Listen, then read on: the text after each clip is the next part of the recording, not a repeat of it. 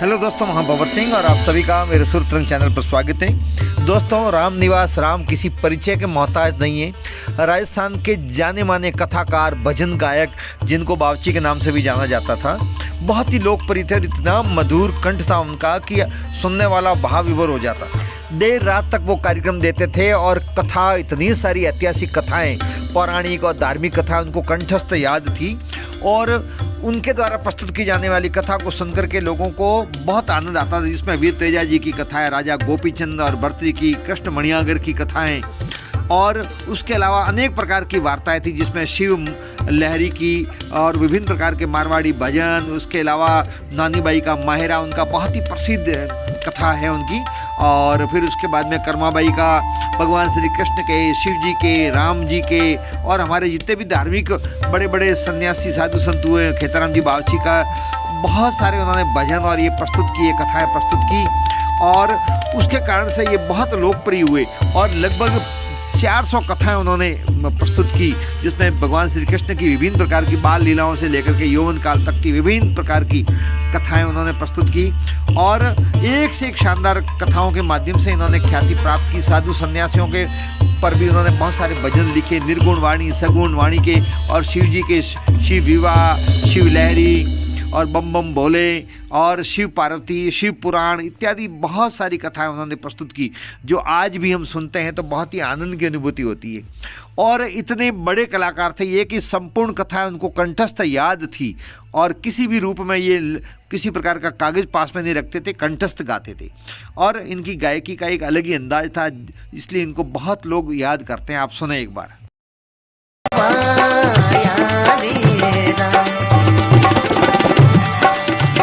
जानी तू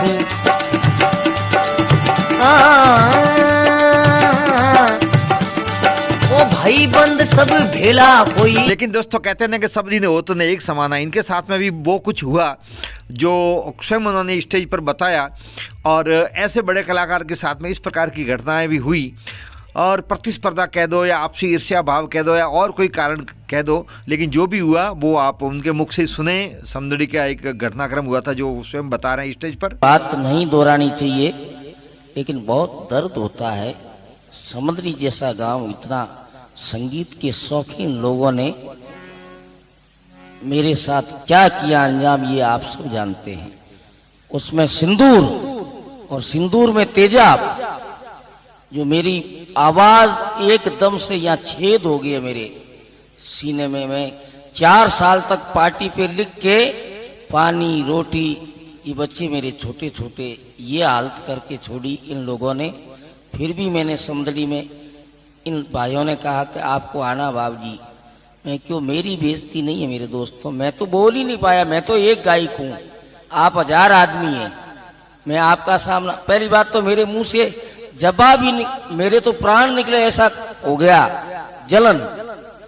ये सरस्वती बैठ है सामने, ब्रह्मा की गादी पे बैठा हूं।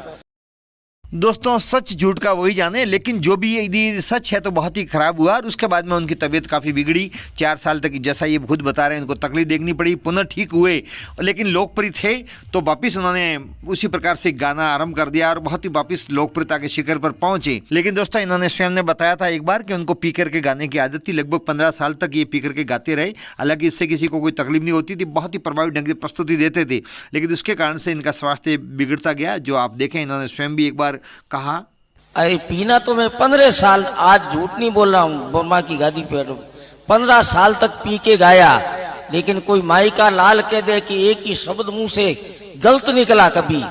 सबके सामने मैंने चोरी करके नहीं पिया, जग सामने रहता, चाहे बालोतरा हो चाहे साधु संतों को पहले कह देता, बाबूजी मेरी एक आदत गंदी है।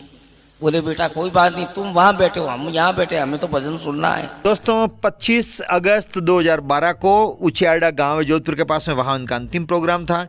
आत्मा सो परमात्मा कहते हैं ना, शायद उनको आभास हो गया था और उनका जो अंतिम भजन था वो था, क्या लेके आया बंदा क्या लेके जाएगा। आप सुनिए वो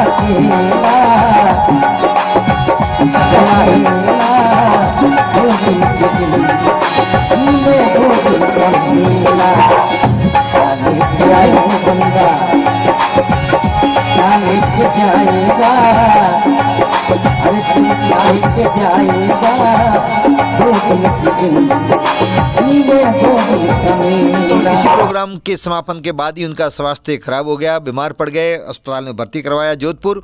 कोशिश करने के उपरांत भी इनको नहीं बचाया जा सका और आखिरकार 1 सितंबर शनिवार के दिन 2012 को दोपहर को 3 बजे इनका देहावसान हो गया। उनके अंतिम संस्कार में लोगों का हुजूम उमड़ा, जो आप देख रहे हैं। लोगों को यकीन भी नहीं हो रहा था कि राम निवास जी राव हमारे बीच में नहीं रहे, लेकिन दोस्तों ये सच था और आखिरकार ये महान कलाकार हम सबको छोड़ करके इस दुनिया से चला गया।